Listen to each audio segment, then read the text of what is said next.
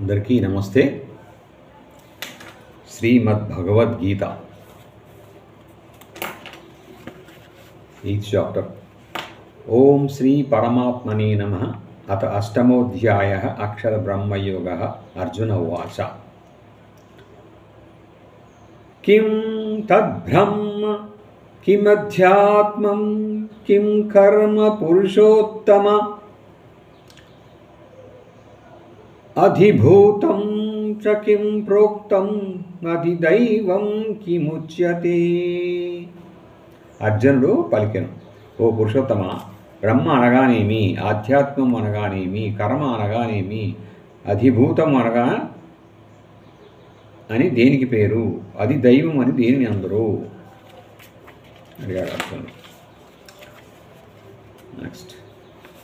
అధియజ్ఞః కథం కోత్ర దేహేస్మిన్ మధుసూదన ప్రయాణకాలే చ కథం జ్ఞేయోసి నియతాత్మభిః.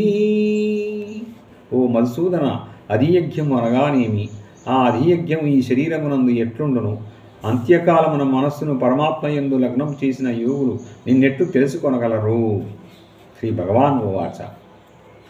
అక్షరం బ్రహ్మ పరమం స్వభావోధ్యాత్మం ఉచ్యతే.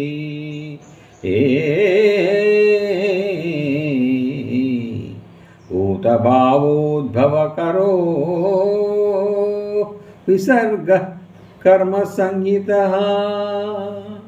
శ్రీ భగవానుడు పలికెను, బ్రహ్మం అనగా సర్వశ్రేష్ఠుడు, శాశ్వతుడు, అధ్యాత్మము అనగా సత్స్వరూపము అనగా జీవాత్మ పరమాత్మ యందు లీనమై సకల భూతములను బహిర్గతమునర్చి వాటి ఉత్పత్తి అభ్యుదయములకు కారణమైన చేష్టను అనగా స్వాస్థ్యాది కర్మలను కర్మయందురు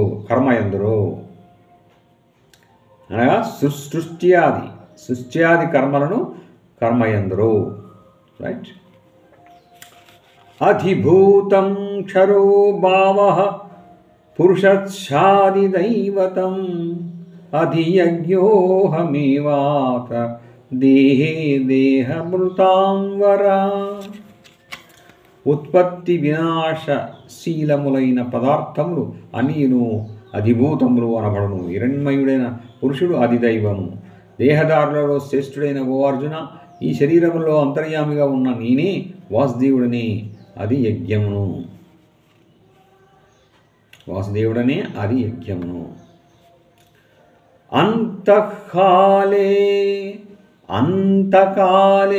చ మామేవ స్మరన్ ముక్త్యా కలేవరం. అంతకాలే చ మామేవ స్మరన్ ముక్త్యా కలేవరం. యః ప్రయాతి మద్భావం యాతి నాస్త్ర సంశయః. యాతి నాస్త్ర సంశయః.